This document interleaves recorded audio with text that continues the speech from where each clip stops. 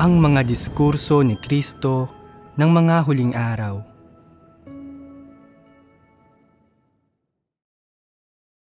Mga salita sa kung paano harapin ang katotohanan at ang Diyos. CP. Bigo ang isang malaking bilang ng mga mananampalataya na bigyang halaga ang pagbabago sa buhay disposisyon. Sa halip ay itinutuon nila sa at inaalala ang saloobin ng Diyos sa kanila at kung may lugar sila o wala sa puso ng Diyos. Palagi nilang sinusubukang hulaan kung paano sila nakikita ng Diyos at kung may posisyon ba sila o wala sa kanyang puso. Maraming tao ang nagkikimkim ng mga ganitong uri ng kaisipan. At kung makakaharap nila ang Diyos, palagi nilang pinagmamasdan kung masaya o nagagalit siya kapag nakikipag-usap siya sa kanila. Tapos ay may mga taong laging nagtatanong sa iba na, nabanggit ba ng Diyos ang aking mga paghihirap? Ano ba ang tingin niya sa akin? Nagpapakita ba siya ng anumang pag-aalala para sa akin? Ang ilan ay may mas seryoso pang mga issue. Kung napapasulyap man lang ang Diyos sa kanila, para bang may natuklasan silang isang bagong problema. Naku, kakasulyap lang sa akin ng Diyos at tila hindi masyadong masaya ang tingin sa kanyang mga mata. Hindi ito magandang senyales. Binibigyan ng mga tao ng malaking pagpapahalaga ang gayong mga bagay. Sinasabi ng ilang tao na ang pinananaligan nating Diyos ay ang Diyos na nagkatawang tao, kaya't kung hindi niya tayo pinapansin, hindi ba't nangangahulugan iyon ng wakas para sa atin?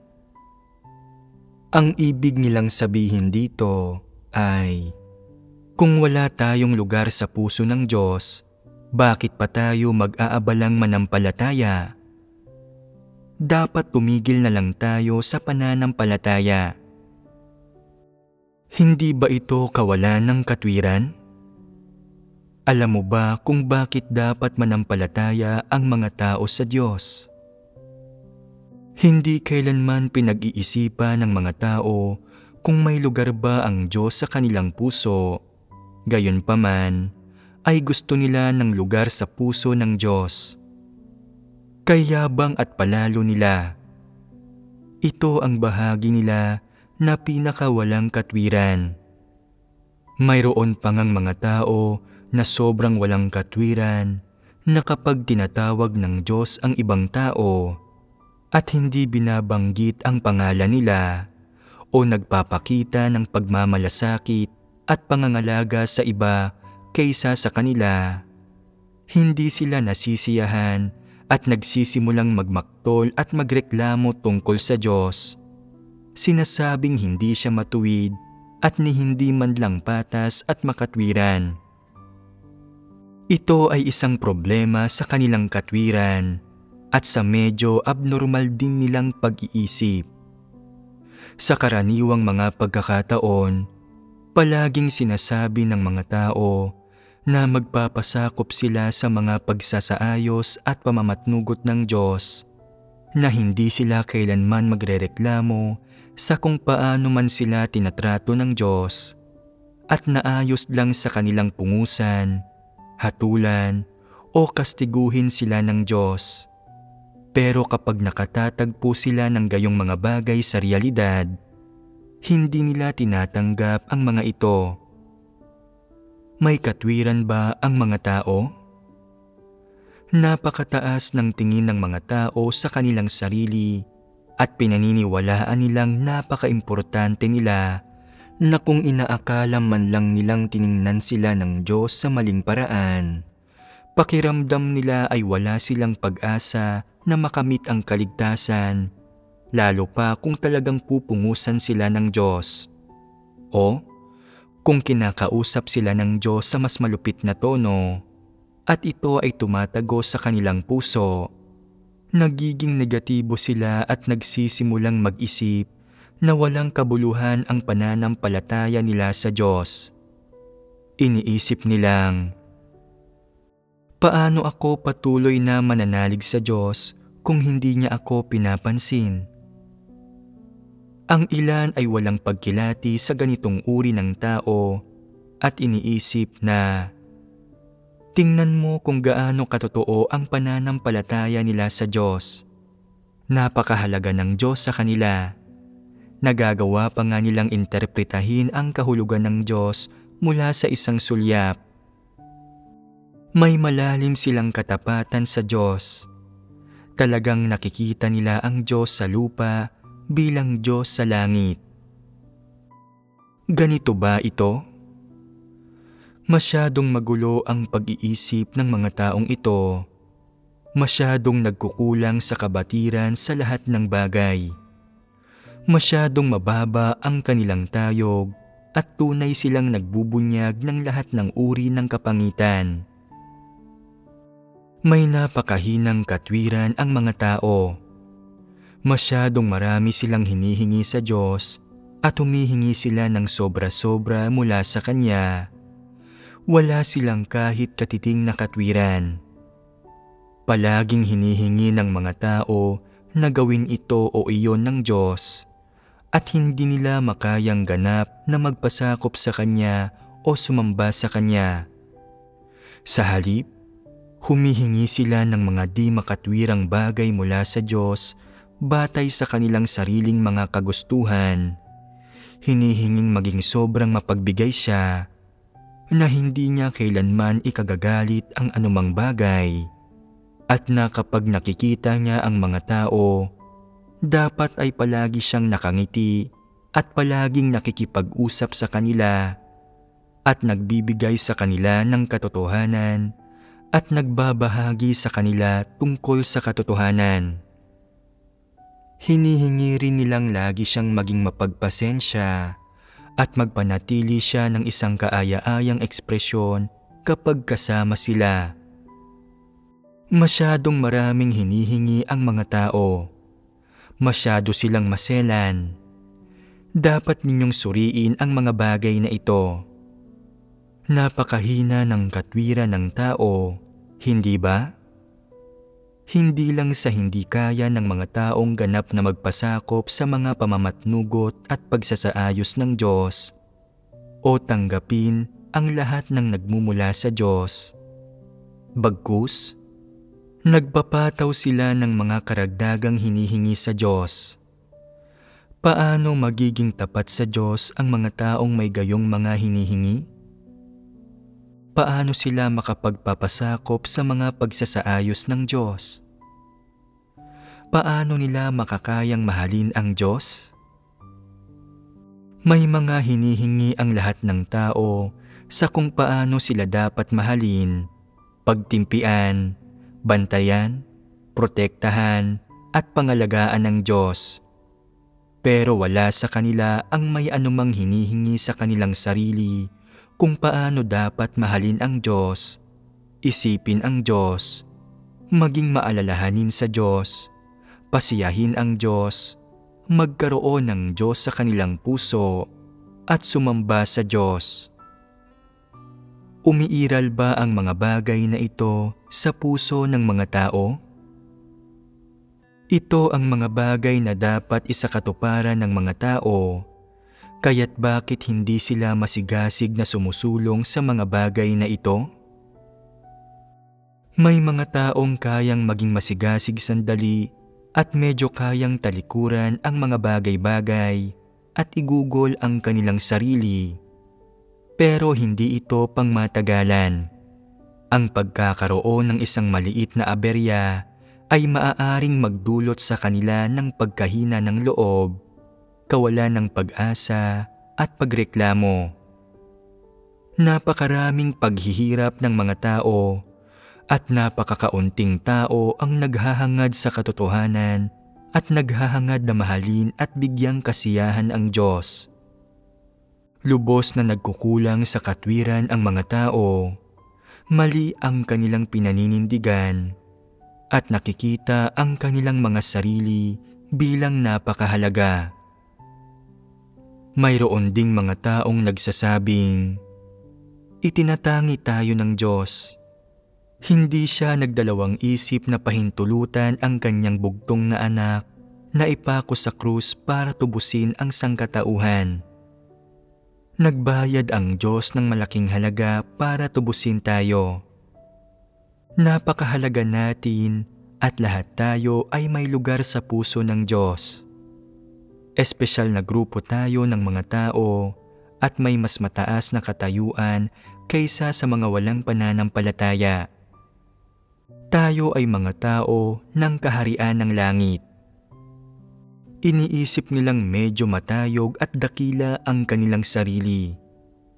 Noon, maraming lider ang may ganitong pag-iisip, naniniwalang mayroon silang tiyak na katayuan at posisyon sa sambahayan ng Diyos pagkatapos mabigyan ng promosyon. Inisip nilang, mataas ang pagpapahalaga sa akin ng Diyos at maganda ang tingin niya sa akin at pinahintulutan niya akong maglingkod bilang isang lider. Dapat galingan ko sa pagiging abala at pagtatrabaho para sa Kanya. Labis silang nasiyahan sa kanilang sarili. Gayunpaman, pagkaraan ng ilang panahon, gumawa sila ng isang masamang bagay at naipakita ang tunay nilang kulay at pagkatapos sila ay pinalitan at sila ay nanlumo at iniyuko ang kanilang ulo.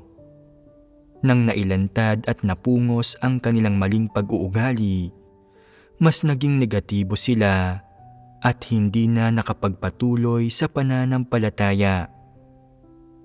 Naisip nila sa kanilang sarili na hindi isinasaalang-alang ng Diyos ang aking damdamin. Wala talaga siyang pakialam na isalba ang pagpapahalaga ko sa aking sarili. Sinasabi nilang may simpatya ang Diyos sa mga kahinaan ng tao. Kung gayon, bakit ako tinanggal pagkatapos ng ilang maliliit na pagsalangsang? Pagkatapos ay pinanghinaan sila ng loob at ginustong abandonahin ang kanilang pananampalataya. Ang gayong mga tao ba ay may tunay na pananampalataya sa Diyos? Kung hindi man lang nila matanggap na mapungusan, kung gayon ay napakababa ng kanilang tayog at hindi tiyak kung matatanggap ba nila ang katotohanan sa hinaharap. Nasa panganib ang gayong mga tao. Hindi humihingi ng mataas ang mga tao sa kanilang mga sarili, pero mataas ang hinihingi sa Diyos. Hinihingi nila sa Kanya na maging napakabait sa kanila at maging mapagpasensya at matulungin sa kanila. Itangi sila, pagkalooban sila, at ngitian sila. Maging mapagparaya sa kanila, makibagay sa kanila, at pangalagaan sila sa maraming paraan. Inaasahan nila na hindi siya maging istrikto man lamang sa kanila o gawan ng anumang bagay na hindi nila magugustuhan kahit kaunti, at nasisiyahan lamang sila kung kinakausap niya ng malambing araw-araw ang mga ito. Ang mga tao'y mayroong napakahinang katwiran. Hindi malinaw sa kanila kung ano ang dapat nilang gawin, kung ano ang dapat nilang tuparin, kung anong mga pananaw ang dapat nilang taglayin, kung anong posisyon ang dapat nilang panindigan upang paglingkuran ang Diyos, at kung anong posisyon ang angkop na paglagyan ng kanilang sarili. Ang mga taong may kaunting katayuan ay may napakataas na pagtingin sa kanilang sarili, at ang mga taong walang katayuan ay bahagyaring mataas ang tingin sa kanilang sarili. Kailan may hindi nakikilala ng mga tao ang kanilang sarili. Dapat marating ang isang punto sa inyong paniniwala sa Diyos kung saan paano man siya magsalita sa inyo, gaano man siya kahigpit, at gaano man siya maaaring hindi mamansin, nagagawa mo na manatiling naniniwala ng walang reklamo at patuloy na ginagawa ang tungkulin tulad ng dati. Sa gayon, ikaw ay magiging isang nasa gulang at makaranasang tao at totoong magkakaroon ng kaunting tayog at kaunting katwiran ng isang normal na tao. Hindi hihingi sa Diyos, hindi na magkakaroon pa ng labis-labis na mga pagnanasa, at hindi na hihiling pa sa iba o sa Diyos ayon sa sariling kagustuhan. Ipakikita nito na sa ano't anuman, taglay ninyo ang wangis ng isang tao. Sa ngayon, napakarami ninyong hinihingi. Ang mga hinihinging ito ay masyadong labis-labis at nang mayroon kang napakaraming pantaong layunin. Nagpapatunay ito na ikaw ay hindi nakatayo sa tamang posisyon. Napakataas ng iyong posisyon na kinatatayuan at tiningnan mo ang iyong sarili bilang napakarangal. Na tila ba hindi ka higit na mababa sa posisyon kaysa sa Diyos. Sa makatuwid, ay mahirap kang pakitunguhan at ito mismo ang kalikasan ni Satanas. Kung umiiral ang mga ganitong kalagayan sa iyong kalooban, tiyak na magiging negatibo ka ng mas madalas at magiging normal ng mas bihira, kaya't magiging mabagal ang iyong buhay paglago.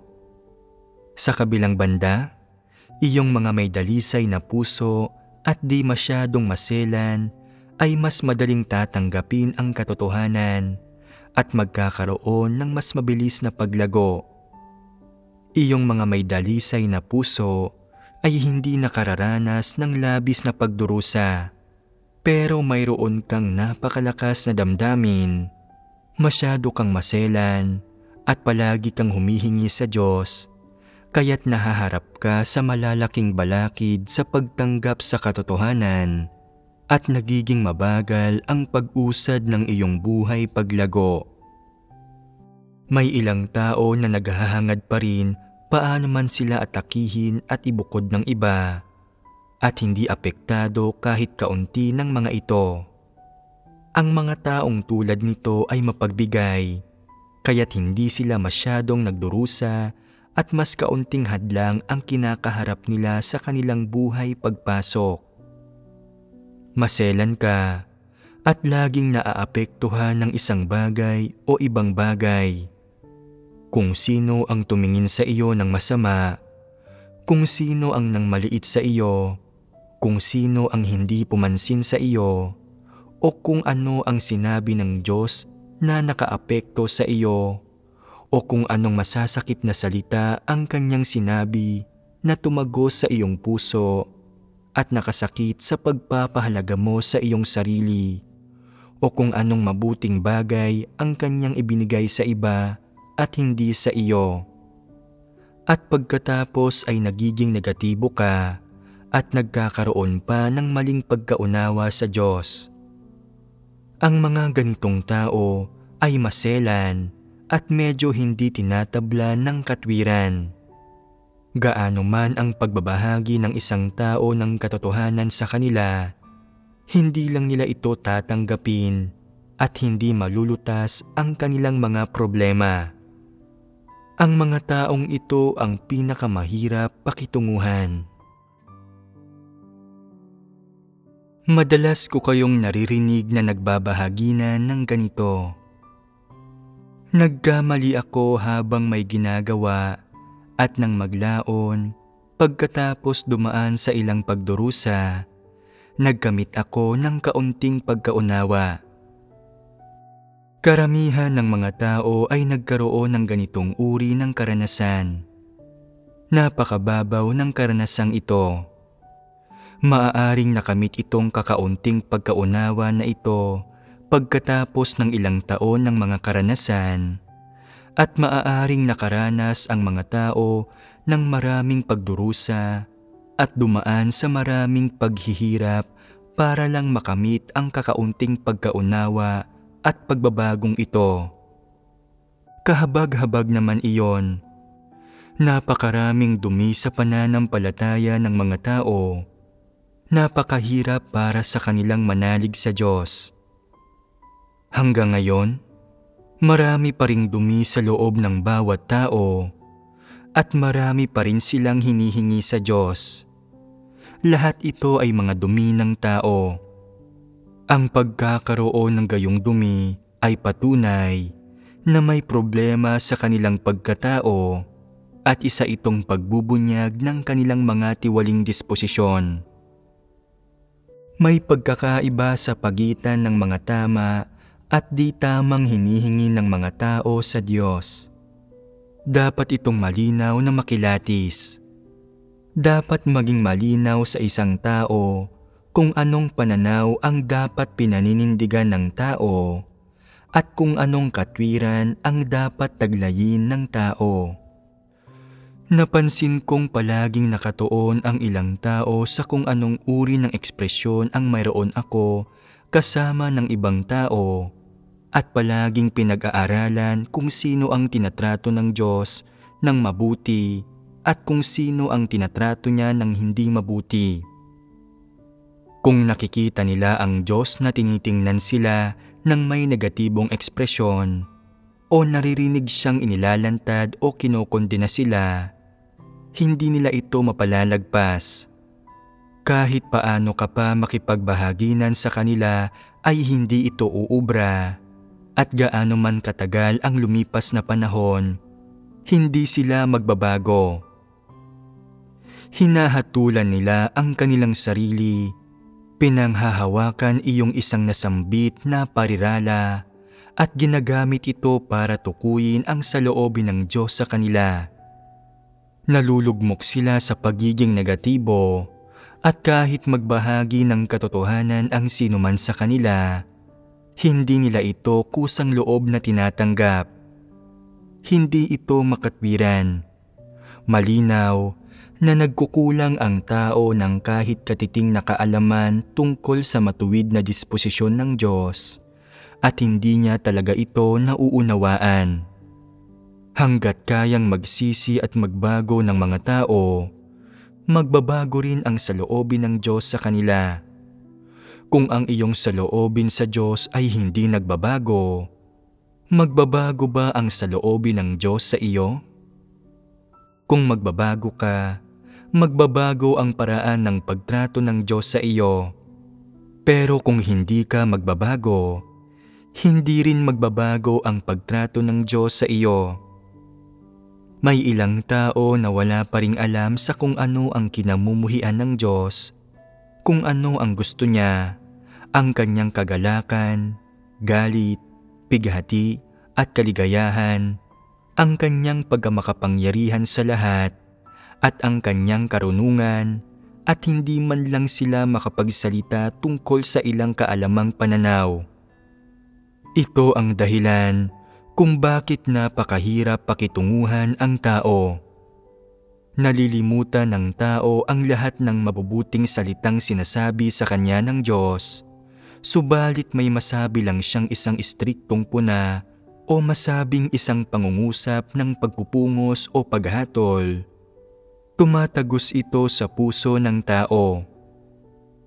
Bakit hindi sineseryoso ng mga tao ang mga salita ng positibong patnubay habang nababagabag, nagiging negatibo, at hindi sila nakababawi kapag nakaririnig ng mga salita ng paghatol at pagpupungos? Sa huli, maaaring mga ilangan ng mahabang panahon ng pagmumuni-muni bago sila magbago at magigising lang sila pagkatapos itong isama sa ilang nakakapagpalubag loob na salita ng Diyos. Kung wala ang mga nakakapagpalubag loob na salitang ito, hindi sila makakaalis mula sa kanilang pagiging negatibo. Kapag nagsisimula pa lang maranasan ng mga tao ang gawain ng Diyos, marami silang maling kaalaman at maling pagkakaunawa tungkol sa Diyos. Palagi silang naniniwala na sila ay tama Palaging kumakapit sa sarili nilang mga ideya at hindi nila pinakikinggan ang mga sinasabi ng ibang tao. Pagkatapos lang nilang magkaroon ng 3 hanggang 5 taon ng karanasan, saka sila unti-unting nagsisimulang makaunawa, magkaroon ng kabatiran, makilalang sila ay nagkamali at maramdaman kung gaano sila kahirap pakitunguhan. Tila ba noon lang sila tumanda? Habang nagkakaroon sila ng higit na karanasan, nauunawaan nila ang Diyos at nababawasan ang kanilang mga maling pagkakaunawa sa Kanya. Hindi na sila nagrereklamo at nagsisimula silang magkaroon ng normal na pananampalataya sa Diyos. Kung ikukumpara noon, mas nahahawig ang kanilang tayog sa isang nakatatanda. Dati ay para silang mga bata, mahilig magtampo, nagiging negatibo at lumalayo sa Diyos paminsan-minsan. Maaaring nagreklamo sila kapag kaharap ng mga partikular na bagay, sa partikular na mga salita ng Diyos na maaaring naging paksa ng kanilang pinakabagong kuro-kuro, at maaaring nagsimula silang pagdudahan ang Diyos paminsan-minsan. Ganito ito kapag masyadong mababa ang tayog ng sinuman. Ngayong marami na silang naranasan at nabasa ng mga salita ng Diyos sa loob ng ilang taon, lumago na sila at naging mas matatag kaysa noon.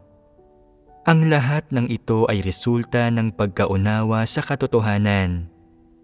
Ito ang nagiging epekto ng katotohanan sa kalooban nila.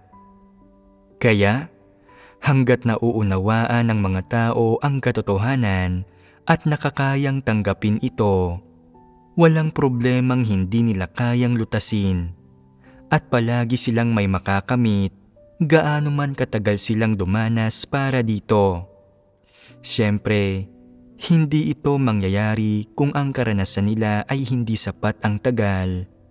Pero hanggat umaani sila ng mga pakinabang mula sa bawat karanasan nila, mabilis silang lalago sa buhay. Ang katotohanang nililinang kayo ngayon para maging isang leader, manggagawa o supervisor o para gampanan ang mahahalagang tungkulin ay hindi nagpapatunay na kayo ay may mas mataas na tayog. Ang ibig sabihin lang nito ay bahagya kayong may mas mahusay na kakayahan kaysa sa karaniwang tao, na medyo mas masugid kayo sa inyong hangarin at medyo may mas malaking halaga sa paglilinang sa inyo.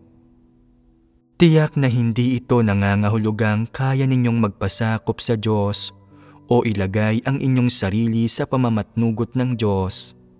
At hindi ito nangangahulugang isinantabi ninyo ang inyong mga inaasam-asam at pag-asa. Wala pang ganitong uri ng katwiran ang mga tao. Mayroon pa rin kayong kaunting pagiging negatibo, gayon din ng mga layunin at adhikaing magkamit ng mga pagpapala at maging ng mga kuro-kuro at imahinasyon ng tao habang ikaw ay nagtatrabaho. Kasabay nito, may dala kayong ilang pasanin habang ginagawa ang inyong trabaho na para bang pinagbabayaran ninyo ang mga dating kasalanan sa pamamagitan ng mabubuting gawa sa halip na magtrabaho mula sa kagustuhang gawin ito. Hindi pa rin kayo umabot sa punto kung saan kahit paano kayo tratuhin ng Diyos, ang tanging inaalala mo ay kung paano kikilos ng ayon sa kanyang mga layunin at mga hinihingi. Kaya ba ninyong makamit ito? Walang ganitong katwiran ang mga tao. Gusto nilang lahat na mabasa ang Diyos. Iniisip na, ano ba talaga ang saloobin ng Diyos sa akin? Ginagamit niya ba ako para magserbisyo o para iligtas at perpektuhin ako? Gusto nilang lahat na mabasa ang ganito, hindi lang sila nangangahas na sabihin ito. Ang katotohanang hindi sila nangangahas na sabihin ito ay nagpapatunay na mayroon pa ring ideyang nangingibabaw sa kanila. Walang saysay na pag-usapan ito. Kalikasan ko lang ito at hindi ito posibleng baguhin. Hanggat pinipigilan ko ang aking sarili sa paggawa ng anumang masama, sapat na iyon. Wala akong masyadong hinihingi sa sarili ko. Ikinukulong nila ang kanilang sarili sa pinakamababang posibleng posisyon at hindi lumalago sa huli, habang nagtataglay rin sila ng isang pabasta-bastang paraan ng pag-iisip habang ginagawa nila ang kanilang mga tungkulin. Pagkatapos lang na makasamang makipagbahagi na ng ilang beses na nagsisimula kayong lahat na maunawaan ang kaunting katotohanan at malaman ang kaunting realidad ng katotohanan. Ginagamit ka man o hindi, o kung ano man ang saloobin sa iyo ng Diyos, hindi mahalaga ang mga bagay na ito. Ang susi ay nakasalalay sa iyong maagap na mga pagsisikap, ang landas na pinili mong tahakin, at kung kaya mo bang magbago sa huli o hindi. Ito ang mga pinakamahalagang punto. Gaano man kabuti ang saloobin ng Diyos sa iyo, walang mangyayari kung hindi ka magbabago. Kung magkakamali ka sa tuwing may nangyayari sa iyo at wala kang kahit katiting na katapatan, gaano man kabuti ang saloobin ng Diyos sa iyo, wala itong silbi. Ang pinakamahalaga ay ang landas na pipiliin mong tahakin. Maaaring isinumpa ka ng Diyos at pinagsalitaan ka ng may puot at pagkamuhi noon. Pero kung nagbago ka na ngayon, magbabago rin ang saloobin ng Diyos sa iyo. Palaging natatakot, hindi mapalagay, at walang tunay na pananampalataya ang mga tao na nagpapahiwatig na hindi nila nauunawaan ang mga layunin ng Diyos. Ngayong mayroon na kayong kaunting pagkaunawa, magiging negatibo at mahina pa rin ba kayo kapag may mga nangyayari sa inyo sa hinaharap? Makakapagsagawa ba kayo ng katotohanan at makakapanindigan sa iyong pagpapatotoo? Magagawa ba ninyong tunay na magpasakop sa Diyos? Kung makakamit ninyo ang mga bagay na ito, magkakaroon kayo ng katwiran ng normal na pagkatao. Wala ba kayo ngayong ilang kaalaman sa mga tiwaling disposisyon ng tao at sa kaligtasan at mga layunin ng Diyos? Mayroon ka kahit papaanong ideya. Kapag, isang araw, makapasok ka sa ilang realidad ng lahat ng aspekto ng katotohanan, ganap mong maisa sa buhay ang normal na pagkatao.